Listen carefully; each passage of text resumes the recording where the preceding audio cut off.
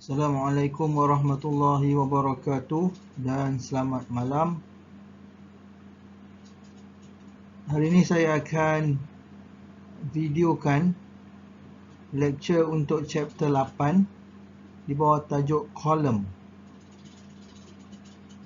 Ini adalah chapter yang terakhir dalam mekanik bahan dan struktur dan kita akan belajar mengenai chapter 8 iaitu column, iaitu analisis tentang column.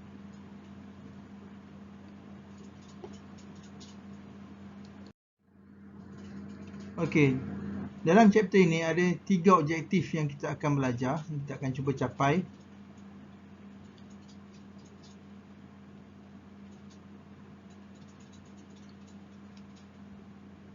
Yang pertama adalah untuk mengenal pasti jenis-jenis column ataupun tiang. To identify the types of column, sebab column ni ada dua jenis. Jadi kita akan identify macam mana nak kenal pasti jenis column.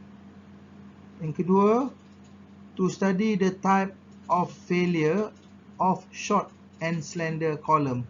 So di sini awak boleh nampak bahawa kita ada dua perkataan, short dan juga slender. Maksudnya kita ada dua jenis column. Sama ada column itu short, pendek, ataupun column itu slender. Slender maksudnya dalam engineering word, kalau diterjemahkan ke bahasa Melayu dipanggil langsing. Tiang pendek dan tiang langsing. Okey. Dan yang ketiga adalah to calculate the critical load and safe load.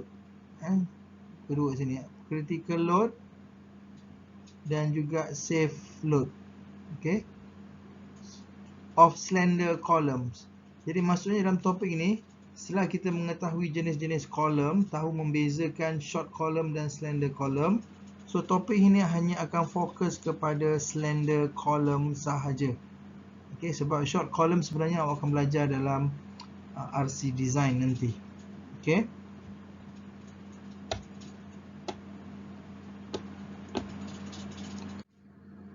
Okey, inilah rajah column. Okey, yang kita nampak di sini adalah concrete column.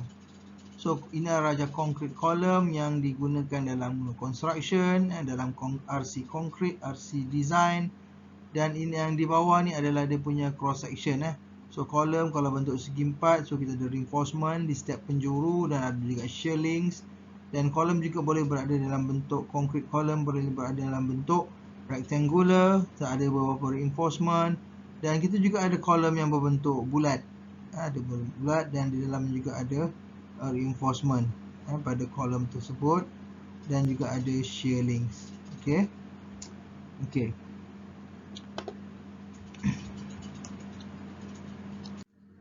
Dan satu lagi ialah steel column. Steel column adalah struktur yang banyak digunakan untuk pembinaan bangunan yang daripada keluli, contohnya seperti kilang, warehouse, stadium dan beberapa bangunan lain. Jambatan pun ada. Okey, yang kita menggunakan steel column. So sebenarnya secara saya boleh kata secara kasarnya, secara amnya, kebanyakan reinforced concrete column adalah di bawah kategori short column dan kebanyakan steel column adalah di bawah kategori slender column. Sebab steel column ni dia panjang berbanding dengan concrete column yang lebih pendek.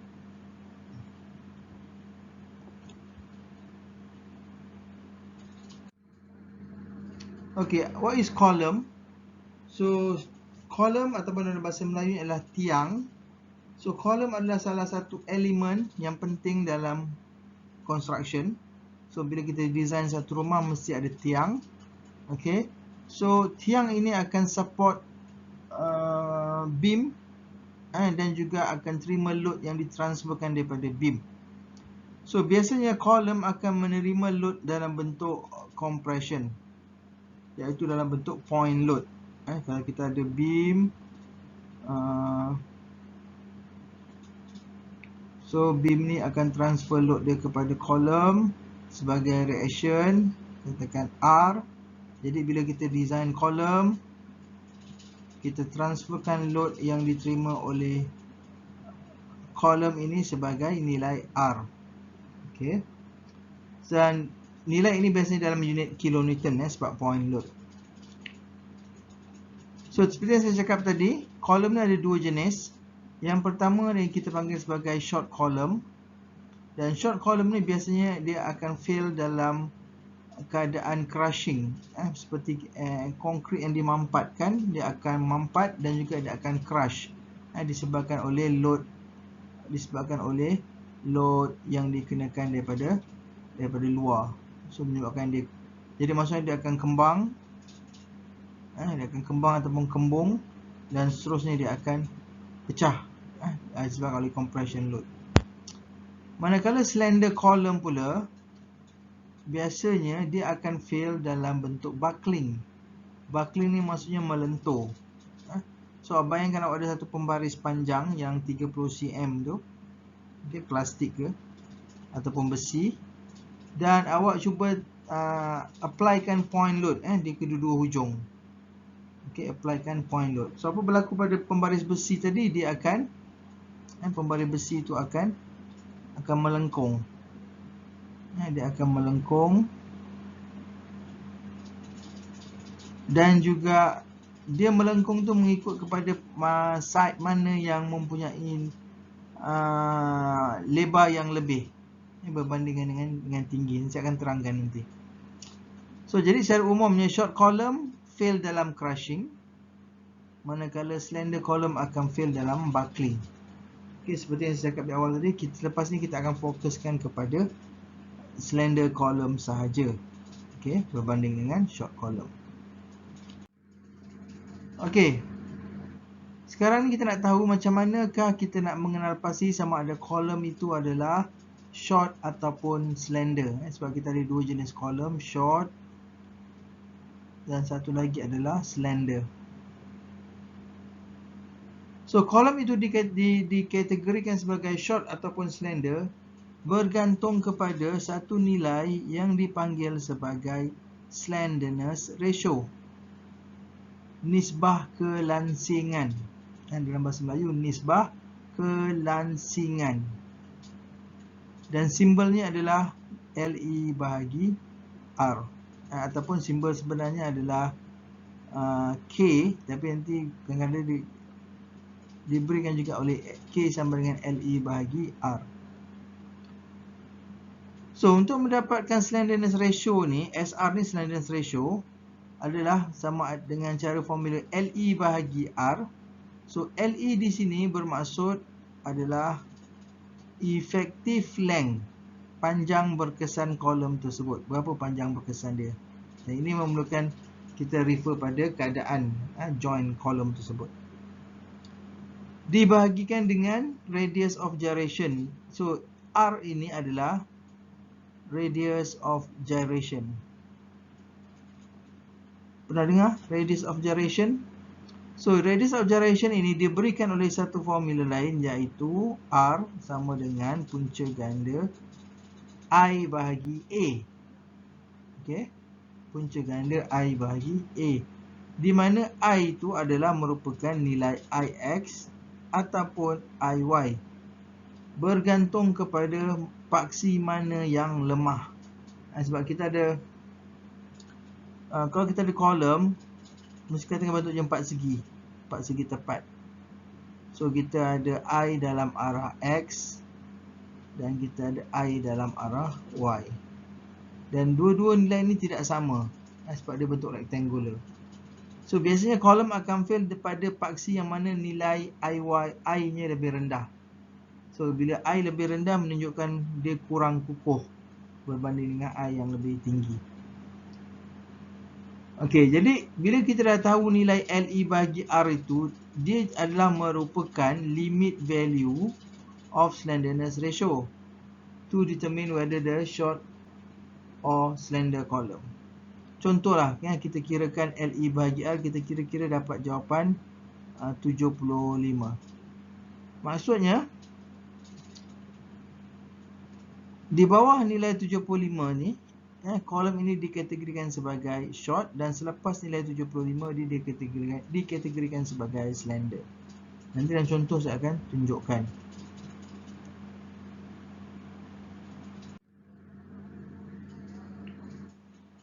Okey, apa pula critical load? So apabila satu slender column dikenakan, katakan kita ada satu slender column, okay, sesuatu yang tegak lah, sebab saya lukis ni pakai freehand.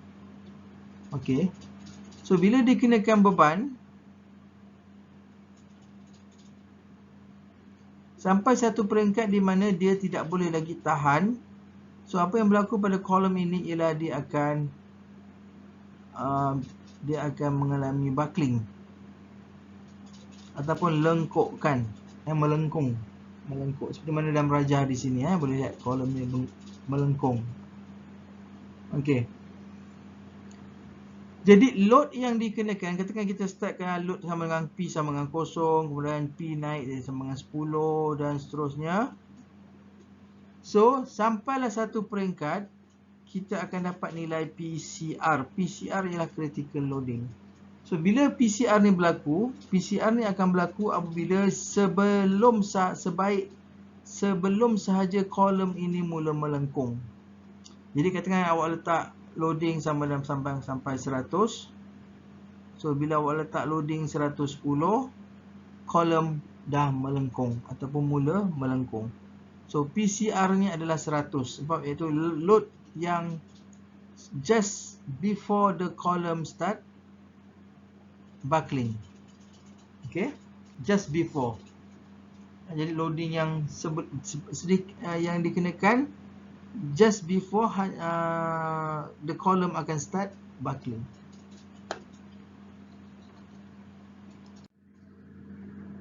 Okay, so bila kita tambahkan load lagi, apa yang akan berlaku ialah buckling tu akan jadi semakin besar dan akhirnya dia akan fail. Kolomnya akan fail.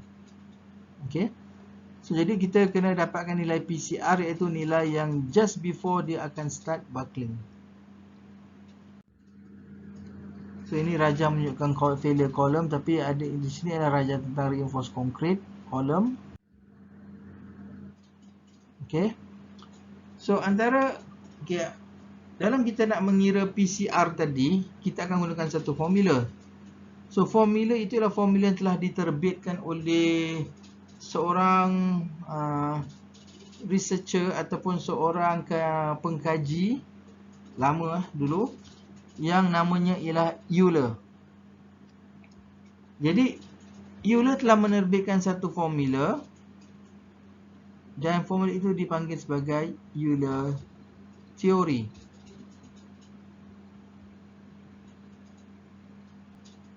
So jadi dalam topik ini kita akan belajar predict critical load menggunakan formula Euler theory. So dalam Euler theory ini, Euler adalah nama orang yang mencipta teori ini.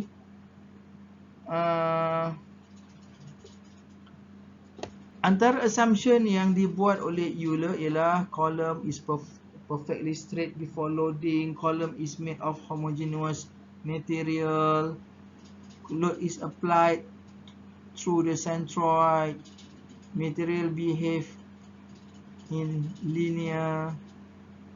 Okay, so ini semua adalah assumption yang digunakan dalam menghasilkan formula Euler.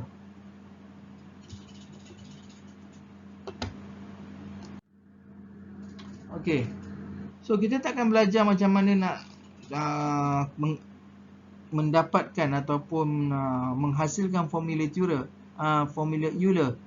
So ini adalah formula Euler yang kita akan gunakan. PCR sama dengan pi kuasa 2 EI bahagi L kuasa 2. Right, dari mana datangnya formula ini? Formula ini datang daripada konsep curvature.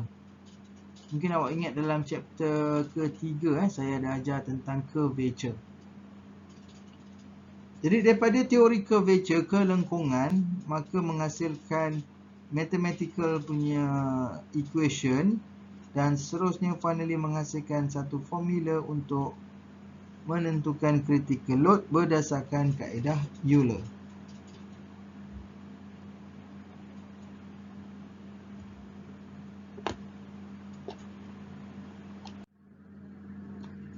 Okey.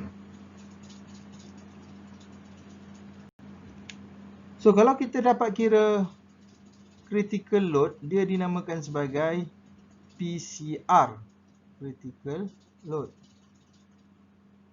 Okay. Kemudian kita juga boleh kira critical stress, sebab kita tahu bahawa stress sama dengan P bahagi A. So dalam formula ini, formula Euler ni, yang lain-lain dalam formula ni ialah nilai pi, nilai E adalah nilai elastic modulus untuk kolom tersebut. Nilai I di sini adalah merupakan moment of inertia. Moment of inertia, second moment area. Dan nilai I ini perlu diambil berdasarkan kepada I pada paksi yang lemah. Okay. Kalau kita design kolom bentuk segi empat, so kita ada paksi XX dan paksi YY. So ni XX, YY. So bila kita kira, kalau kolom ni rectangular, bila kita kira IXX dan kita bandingkan dengan IYY, kita akan dapati IXX lebih besar daripada IYY. Menunjukkan paksi Y ialah paksi yang lemah. Jadi kolom akan buckling pada paksi yang lemah. Okey.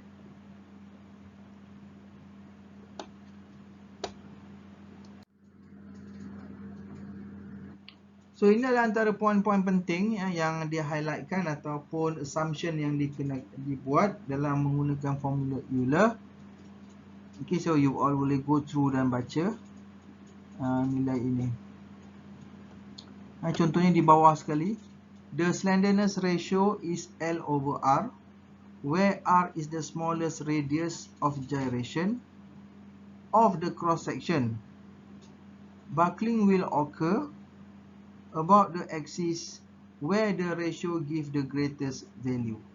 Alright. Jadi untuk dapatkan ratio yang greatest value, mestilah R yang paling kecil, iaitu refer kepada paksi yang lemah.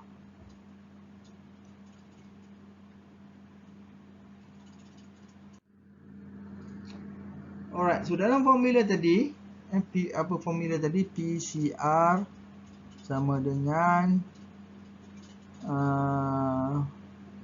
pi kuasa 2 EI bahagi L bahagi L. Okay.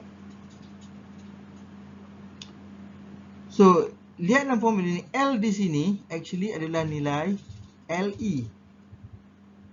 Adalah nilai LE, iaitu effective length. Panjang berkesan effective length. Dan nilai LE ni ialah bersamaan dengan KL. Okay. So jadi formula ni akan jadi PCR sama dengan pi kuasa 2 EI bahagi KL kuasa 2. Okay. So apa itu K di sini? K ni ialah satu faktor yang mengambil kira keadaan sambungan hujung kolom. Sebab kolom yang disambungkan dengan pin, behavior dia tak sama dengan kolom yang menggunakan rigid, fixed end connection dengan fixed end connection. Okay. So oleh itu, untuk membezakan dia punya nilai PCR, satu table telah digunakan dan table ini memberikan nilai K.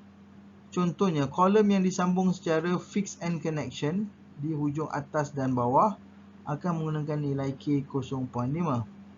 Kolom yang disambungkan dengan pin atas dan bawah akan menggunakan nilai K 1.0.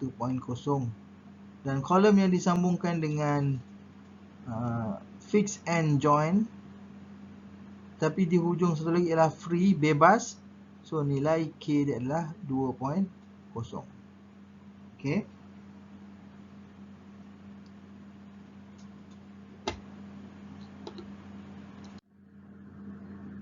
Okay, so itu saja dari segi teori dia.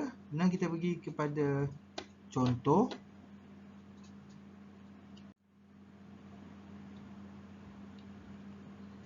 Okay, contoh yang pertama, So a 6 meter long concrete column have the elastic modulus of 200 kN per millimeter square. So kita ada column yang berbentuk segi 4. Saiz kolom adalah 80 dengan 120. Okay. So kolom ini mempunyai nilai elastic modulus 200. Sebenarnya ini sepatutnya bukan konkret ni, steel column sebab dia nilai E 200 adalah untuk steel. Okay. So determine the, tapi tak pasal yang tu tak related sangat. Determine the maximum allowable axial load. So kita nak dapatkan P allow. Ini perkara baru, tadi saya tak sentuh dalam kuliah. Load yang dibenarkan. Okey, tadi kita dah belajar tentang PCR. PCR ialah critical load. Okey. So biasanya daripada PCR ni, kalau PCR ni dibahagikan dengan safety factor, so ini akan menghasilkan P allow. Okey. So kita kena, untuk dapatkan P allow kena dapat PCR dulu, dia nak dibahagikan dengan safety factor. Alright. The safety factor is taken as 2 kan, dan soalan je dah diberikan nilai safety factor adalah 2.0. Okay. So kita ada 3 kes yang berbeza. Yang pertama, sekiranya kolom ini digunakan pin connection pada kedua hujung, berapakah nilai P allow-nya? Tegasan load yang diizinkan. Kemudian sekiranya kolom ini menggunakan sambungan fix pada kedua-dua hujung, berapakah pula load yang boleh ditanggung, sebab dia akan berbeza. Dan seterusnya, kalaulah kolom ini difixkan pada satu hujung bawah dan pada hujung lainnya lagi satu, di atas di freekan, maksudnya bebas. Bebas. So kita akan buat satu persatu ikut kepada case by case, pertama, kedua dan ketiga. Sebelum kita boleh buat calculation PCR, ingat tak formula PCR? PCR sama dengan pi kuasa 2 E I bahagi L. L tu adalah LE, jangan lupa LE kuasa 2. Okey, dalam formula ini kita cari apa maklumat kita belum ada. So dalam formula ini, dalam soalan kita masih belum tahu nilai I. Apa itu I? I adalah second moment area ataupun moment of inertia. Dan dalam kes soalan ini, dia boleh terdiri daripada dua nilai, sama ada I dalam arah X ataupun I dalam arah Y. Jadi yang mana satukah yang betul? So untuk kita tahu I yang mana, kita kena kira kedua-duanya dan kita akan pilih nilai yang terkecil. Sebab kolom akan fail pada paksi yang lemah. Paksi yang lemah ditunjukkan oleh nilai I yang lebih kecil. So oleh kerana kolom ini bentuk segitiga, kita hanya guna formula BH³ bagi 12, maka dapat nilai IX, dapat nilai IY dan didapati nilai IY yang lebih rendah. Jadi kolom akan melengkung dalam paksi YY. Jadi sebab dia punya nilai I yang paling kecil.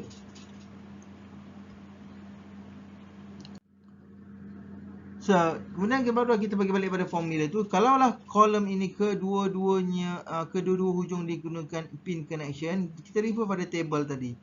Apa bezanya ialah nilai LE. Sebab kalau kolom, sebab formula L ini sama dengan K kali L, ingat dan K ni ialah kita dapat daripada mana? Daripada table. So, kalau kolom yang disambungkan dengan pin pada kedua-dua join, maka K ini akan bernilai 1.0. So jadi bila K 1.0, maksudnya LE sama dengan L, dan kita terus boleh masukkan dalam formula dan dapat 280.7 bahagi. Untuk dapatkan P allowable, PCR kena bagi dengan safety factor. So jawapannya 140.35. Maksudnya kalau kolom ini menggunakan sambungan pin pada kedua-dua hujung, maka load yang diizinkan adalah 140.35 kN. Okay, tengok yang kedua. Kalaulah kolom ini digunakan sambungan fix. Fix ni maksudnya rigid.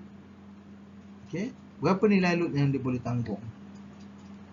So, kita sekali lagi kita akan gunakan formula yang sama. PCR sama dengan pi kuasa 2 EI bahagi LE kuasa 2. Okey. Tapi kalau in this time kita punya LE sama dengan 0.5 L. So 0.5 ni adalah nilai K yang kita dapat daripada table bagi keadaan kolom yang disambungkan menggunakan fix and join. Dan bila kita kirakan PCR, maka dapat nilai 1122.94 dan dibahagi dengan safety factor dapat nilai 561. So nampak tak di sini bahawa kolom yang disambungkan dengan fix and join mampu menanggung load yang mempunyai load yang lebih besar berbanding dengan yang menggunakan pin join. Sebab apa? Sebab fix join dia menghalang rotation dalam 3 arah berbanding dengan pin join yang hanya menghalang pergerakan dalam 2 arah sahaja. Dan yang terakhir ialah keadaan yang ketiga di mana kolom dikenakan menggunakan sambungan satu fix dan satu lagi free. Dan apa beza, maksudnya apa? Maksudnya okey, ini kita punya kolom tadi. So contohnya hujung bahagian bawah menggunakan fix and join dan hujung bahagian atas free, kosong. So apa yang berlaku, kolom ni akan bending macam itulah lebih kurang kalau digunakan load. Okey, bagi keadaan seperti ini, bila kita refer pada table, nilai K adalah bersamaan dengan 2. Oleh itu, LE sama dengan 2 kali L masuk dalam formula PCR dapat 70 dan masuk dalam formula P allowable dapat 35. Menunjukkan ini adalah keadaan yang paling lemah, iaitu kalaulah kolom tu hanya satu hujung saja yang diikat, satu lagi free, dia tidak boleh menanggung beban yang besar. Paling tinggi dia boleh tanggung 35 kN sahaja. Okey. Okey, itu contoh yang pertama. Kita pergi pada contoh yang kedua. Contoh yang kedua ialah kita ada, sekali lagi kita ada 6 meter, kita ada kolom. Kita ada kolom. Kolom ini berbentuk I section. Ini cross section dia berbentuk I. Jadi so kolom ini setinggi 6 meter.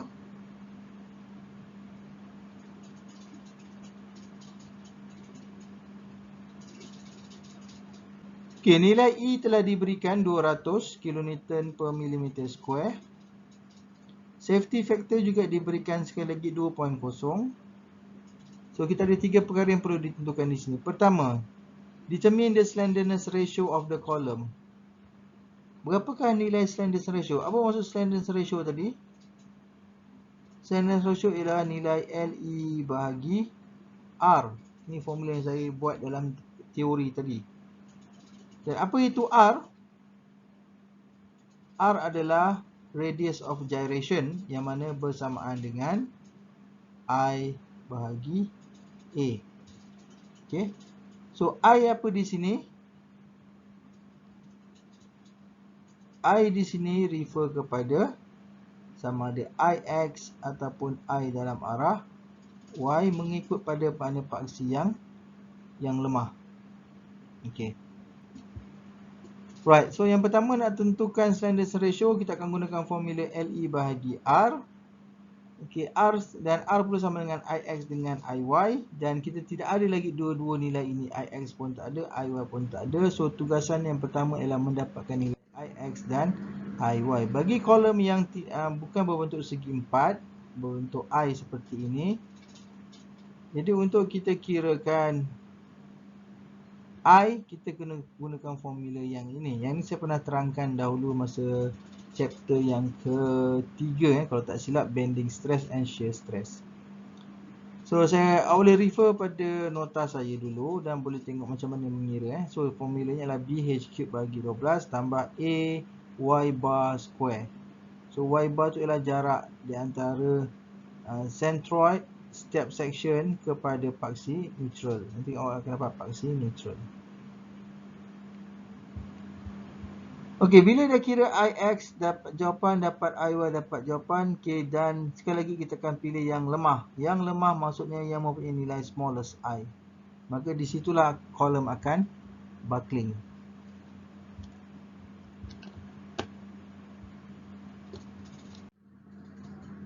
Okey. Sekarang baru kita boleh tentukan slenderness ratio, sebab slenderness ratio adalah bersamaan dengan LE bahagi R. Okey. Dan R di sini adalah bersamaan dengan punca ganda I bahagi A. So I itu ialah I pada paksi yang lemah. So bila kita kirakan A, nilai A dikira, A itu ialah luas lah, luas cross section column. So ini cross section column, dan ini nilai R, ini nilai I bahagi A. So dapat jawapan. So dan bila kita kirakan slenderness ratio, dapat jawapan 293. Okay. So ini adalah had pemisah untuk memisahkan kolom sama ada short ataupun slender. Alright.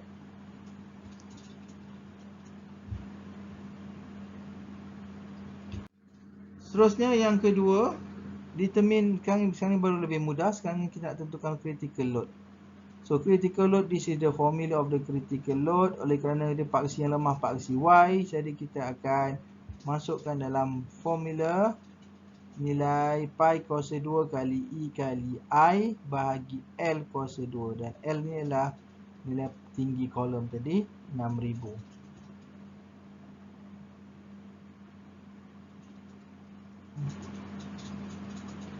Seterusnya, determine the maximum allowable. So sekali lagi kita ambil nilai yang kita dapat tadi, bahagikan dengan safety factor, maka dapatlah nilai P allow, iaitu load yang dibenarkan untuk dikenakan pada kolom dalam the worst case condition ialah 47 kN.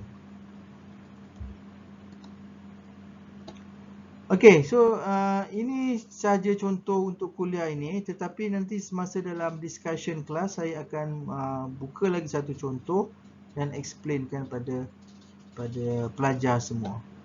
So oleh itu, sekian dulu buat masa ini. So terima kasih atas tontonan rakaman video ini. Assalamualaikum warahmatullahi wabarakatuh.